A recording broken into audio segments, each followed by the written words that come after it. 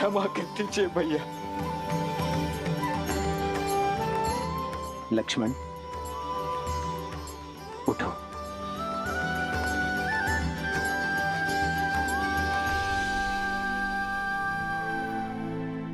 ये सत्य है भैया, आपके निर्णय की अवहेलना करता रहा। आपके त्याग को एक राजा का अभिमान मानता रहा।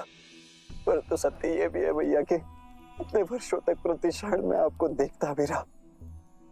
इतने वर्ष मंगल में एक प्रवासी की भांति रहकर अभिमान से दूर होकर भी आपने उन्हें स्वयं से दूर होने नहीं दिया भैया। आपका त्याग आपके प्रेम का साक्षी है भैया। राजा का कर्तव्य निभाने के लिए आपने स्वयं को इतना बड़ा दंड दे दिया। प्रजा के कल के सुख के लिए आपने अपने आज के सुख की आहुति दे दी भैया। मुझसे बहुत बड़ी भूल हो गई है भैया, बहुत बड़ी भूल हो गई है, मुझे क्षमा कर दीजिए।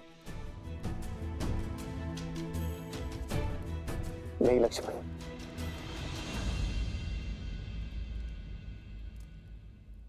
जितना दुख मुझे सीता के बिछड़ने का था, उतना ही दुख मेरे लक्ष्मण को स्वयं मुझसे दूर जाते देखने का था। किंतु दुख के साथ साथ एक विश्वास भी था कि मेरा भाई एक दिन मेरे निर्णय को अवश्य समझेगा। वो एक दिन मुझे क्षमा अवश्य करेगा, एक दिन मेरे पास लौटकर अवश्य आएगा। और मेरा विश्वास करो लक्ष्मण, सीता भी सम्मान सहित अयोध्या लौटकर अवश्य आएगी।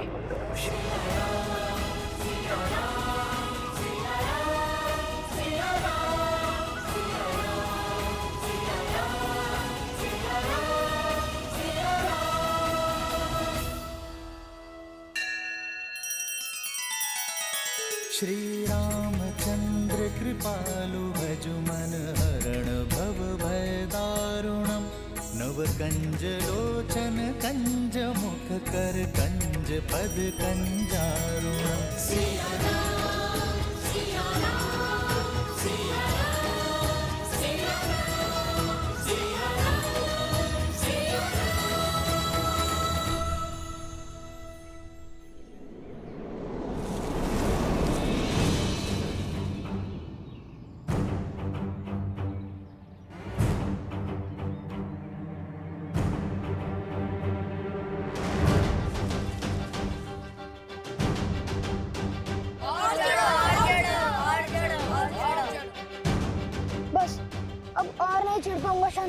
पिताश्री ने यज्ञ के लिए श्रीफल मंगवाए हैं।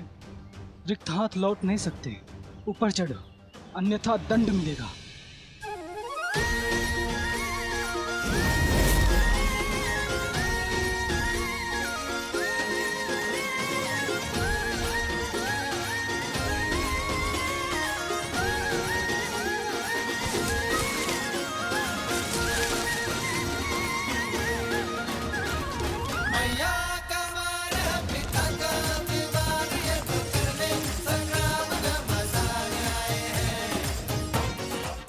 कुमुदनी, कहाँ चले गए ये दोनों?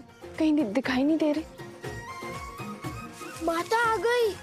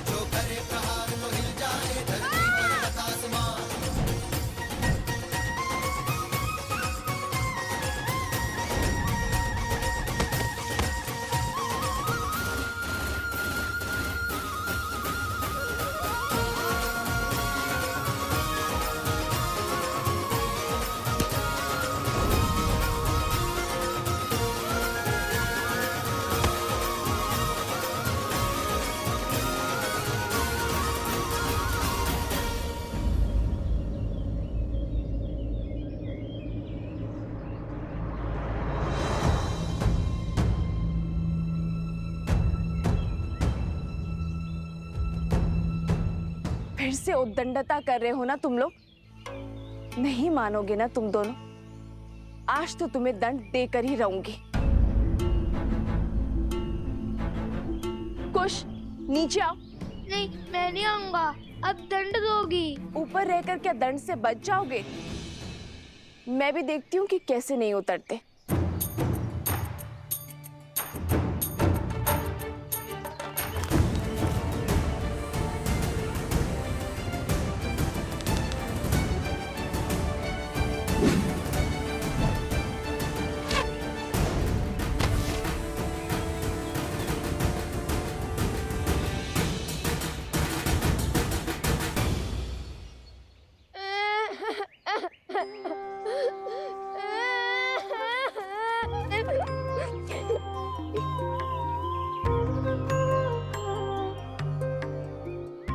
मैंने बहुत बोला लव भैया को कि मुझे ऊपर मत भेजो, माता क्रोधित होंगी। फिर उन्होंने मेरी एक ना सुनी। बड़े भैया का आग्रह था, वरना मैं और इतना बड़ा दुस्साहस। रोना बाद में, पहले दंड लो। जब डांटने का उद्देश्य पूरा हो गया, मैंने रो भी लिया। फिर क्यों डांटना? जो नहीं रो रहे हैं उन्हें डांटिए ना। बहुत वचाल हो गए हो तुम दोनों। आज संध्या का भोजन तुम दोनों को नहीं मिलेगा। जाओ, यज्ञ में भूखे बैठे रहो।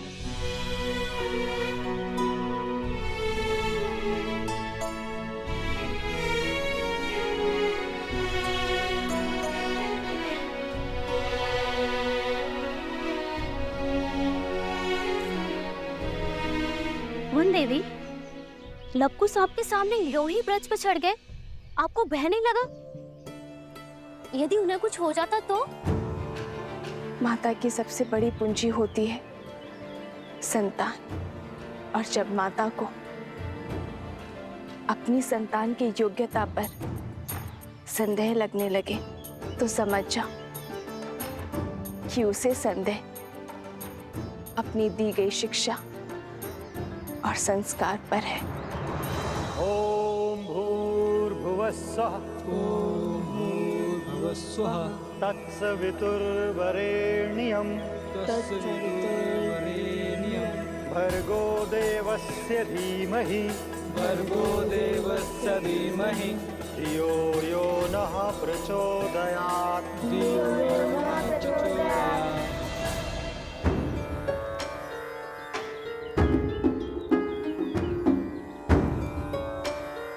लव, कुश, तड़ासन में खड़े होकर वेद पाठ करो।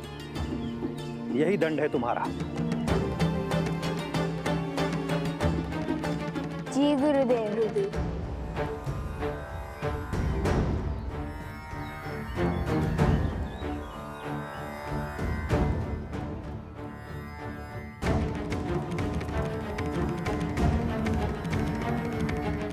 देख रहे हैं लव भैया, कैसे माता और गुरुदेव से हमारी चुगली करके हमें दंड दिलवाकर कैसे मुस्कुरा रहा है ये शांडिल्य।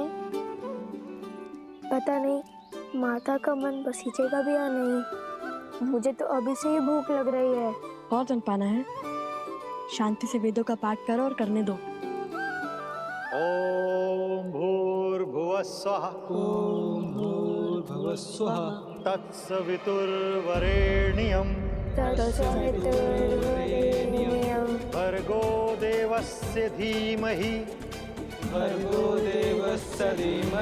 धियो यो नः प्रचोदयात्।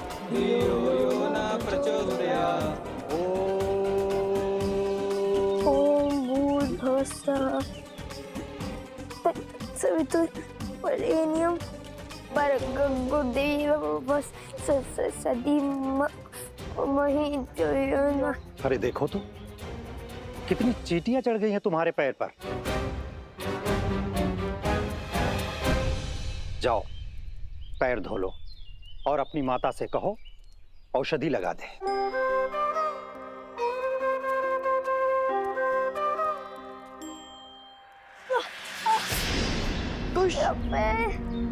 भैया सहायता करो। जाओ, सहायता करो। जी गुरुदेव। कुश, बहुत पीड़ा हो रही है गुरुवर। क्या भैया मुझे कुटिया तक छोड़ सकते हैं? जाओ।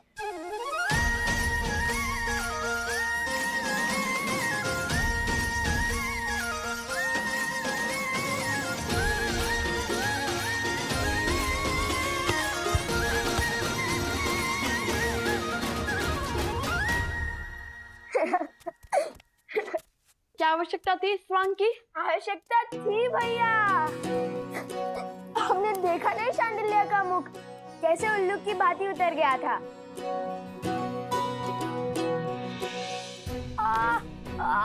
क्या पैर। अरे अब क्या हुआ? बहुत पीड़ा हो रही है। क्या हुआ?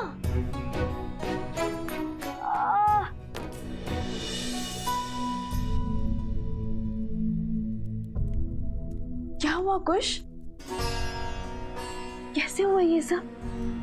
तारासन में खड़े खड़े वेदों का पाठ कर रहे थे, तभी चींटियों ने काट लिया इसे। इतनी पीड़ा हो रही होगी ना, मैं औषधि बनाती हूँ जिससे तुम्हारा कष्ट छूमंतर हो जाएगा।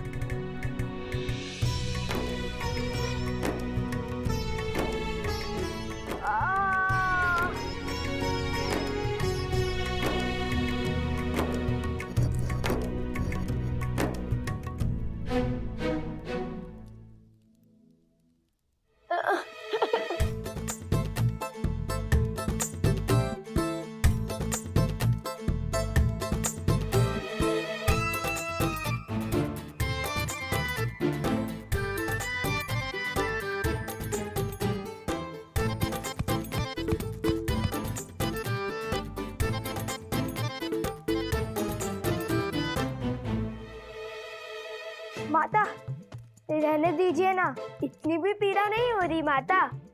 तनिक सी चींटियों के काटने से वीरों को कहाँ कुछ होता है। औषधि रहने दीजिए माता,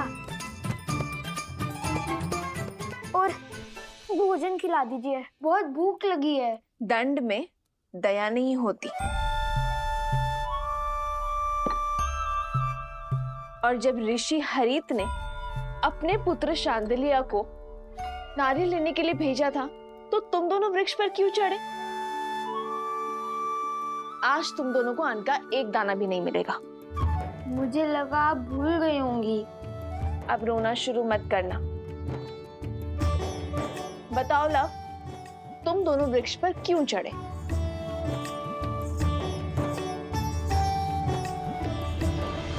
हम ये जो पूंछ लगाकर घूमते रहते हैं ना, उसके कारण आश्रम के सभी बालक हमारा उपहास उड़ाते हैं, वानर वानर कहते हैं। तो तुम दोनों पूंछ लगाते ही क्यों हो? क्योंकि हम श्री राम के सबसे बड़े भक्त हैं।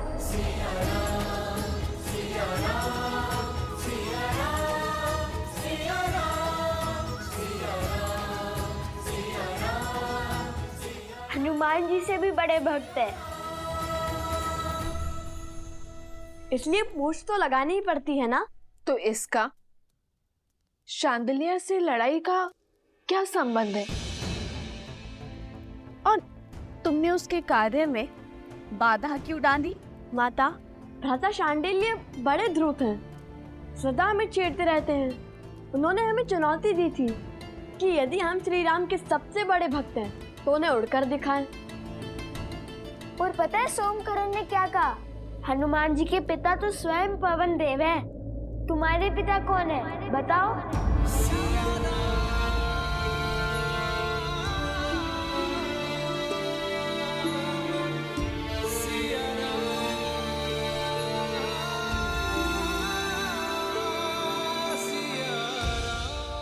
तो तुमने क्या उत्तर दिया?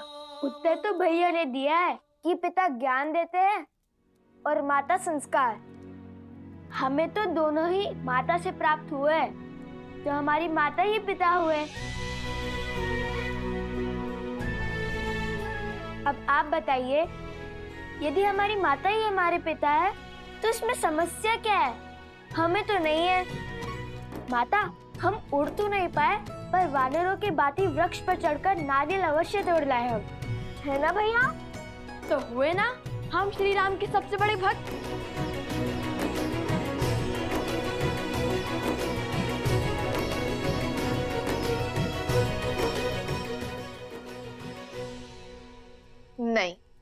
तुमने केवल वीर हनुमान की नकल की है।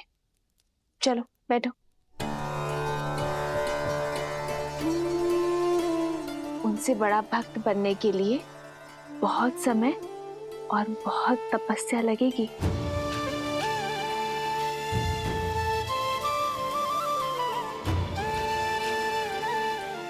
चलो भोजन करते हैं।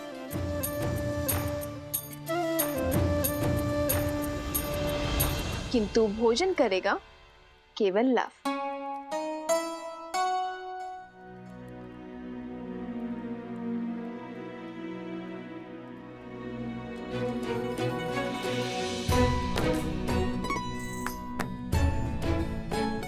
किंतु तुम्हारे दंड का क्या? तुम भोजन नहीं खा सकते। मैंने तो सिर्फ मुंह ही खोला था,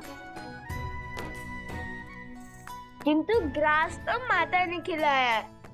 दंड में मुंह खोलना अपराध थोड़ी ना है ना? है ना? है ना? है ना? मैंने क्षमा किया तुम दोनों को।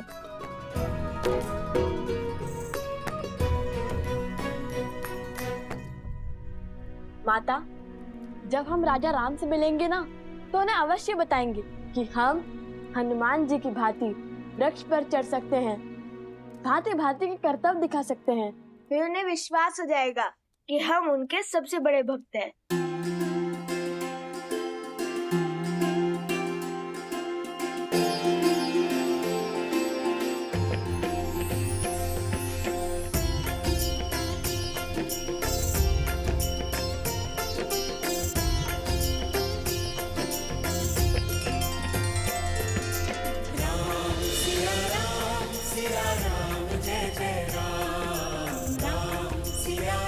बस आस है तो उस दिन की जब ये आपसे मिलेंगे अपने पिता और आराध्या से।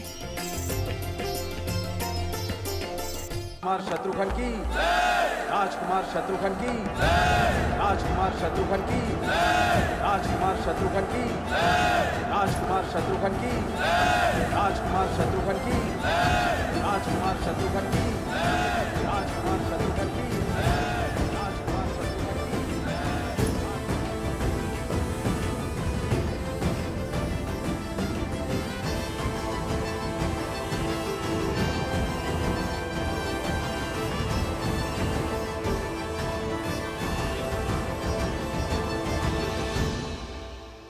राजकुमार शत्रुघ्न नहीं, मधुपुरी का राजा शत्रुघ्न कहो।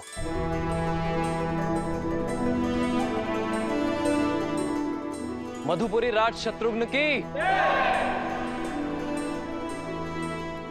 शत्रुघ्न, तुमने लवनासुर का वध कर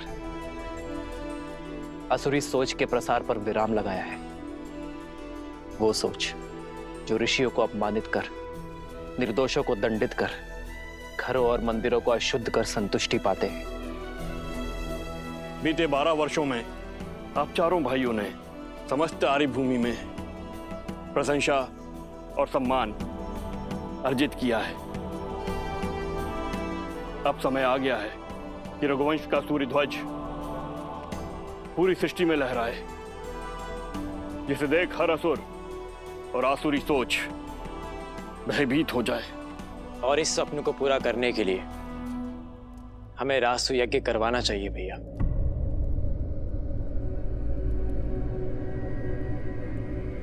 नहीं भरत,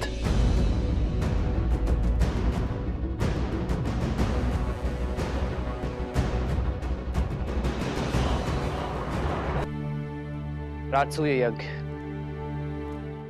अर्थात हर राज्य का राजा बन जाना, हर राज्य का राजा हमारे आगे नतमस्तक हो, बल से हमारी सत्ता स्वीकार करे। किंतु ये मुझे स्वीकार नहीं है भरत।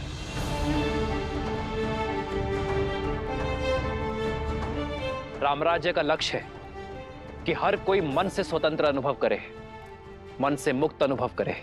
किसी का राज्य छीनकर मैं धर्म का प्रतीक अयोध्या का पावन ध्वज नहीं लहरा सकता भरत। जिस राज्य का राजा सहर्ष हमारी नीति स्वीकार करता है, उसे सुख से राज्य करने का अधिकार अवश्य होना चाहिए। हमें केवल मित्रता और संधि की चाह है, और इसलिए मैं राजसूय यज्ञ के लिए सज्ज नहीं हूं, किंतु राजगुरु वशिष्ठ की बात उचित है। हमें सूर्यवंश की छत्र छाया समस्त भारतवर्ष में फैलानी चाहिए। भैया किंतु ये होगा कैसे? अश्वमेध यज्ञ से।